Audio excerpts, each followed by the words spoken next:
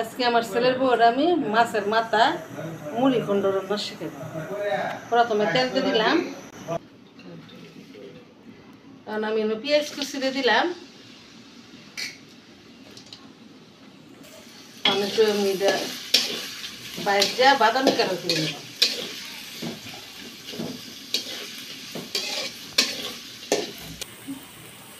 দুই চামচ পেঁয়াজ রসুন আদা বাটাতে দিলাম, একটু লাইরা করে সুন্দর করে একটু বাজিয়ে দিলাম।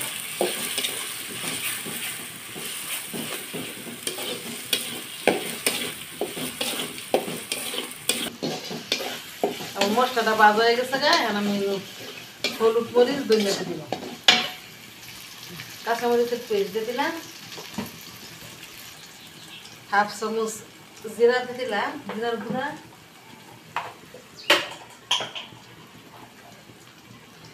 এক চামচ হলুদ দিয়ে দিলাম, এক চামচ ধনিয়ার গুঁড়া দিয়ে দিলাম। এখন আমি একটু পানি দিয়ে দিলাম, মশলাটা সুন্দর করে কষাতে।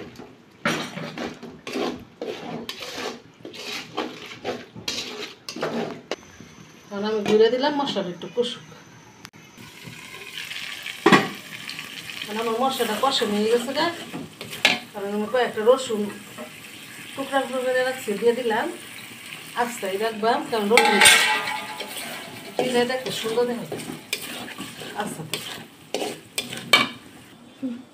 আমার মাছের মাথা একটা, আমার মাছের মাথা 3.5 কেজি ওজনের, আর কয়েকটা আমি ডুমো দিয়ে দিচ্ছি মাছের মাথার মধ্যে। শুধু মাছের মাথা মুড়ি খন্ড করলে কাটা কাটা লাগে, কয়েকটা মাছও দিয়েছি।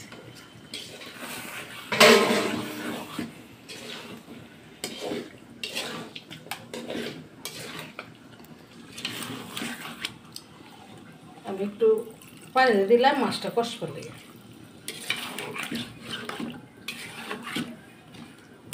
এখন আমি ঘুরে দিলাম, মাছটা হনা কষুক।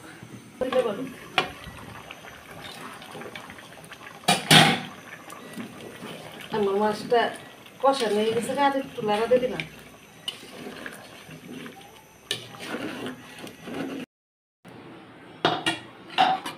আমার মাছের মাথা মুড়ি খন্ড হয়ে গেছে গা, এখন আমি নামাইয়া নিলাম।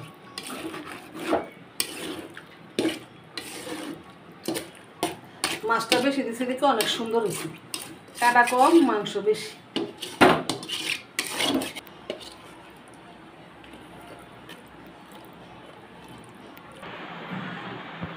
আমার মুড়ি খন্ডটা রান্না শেষ, এখন আমি বাইরে লাগছি।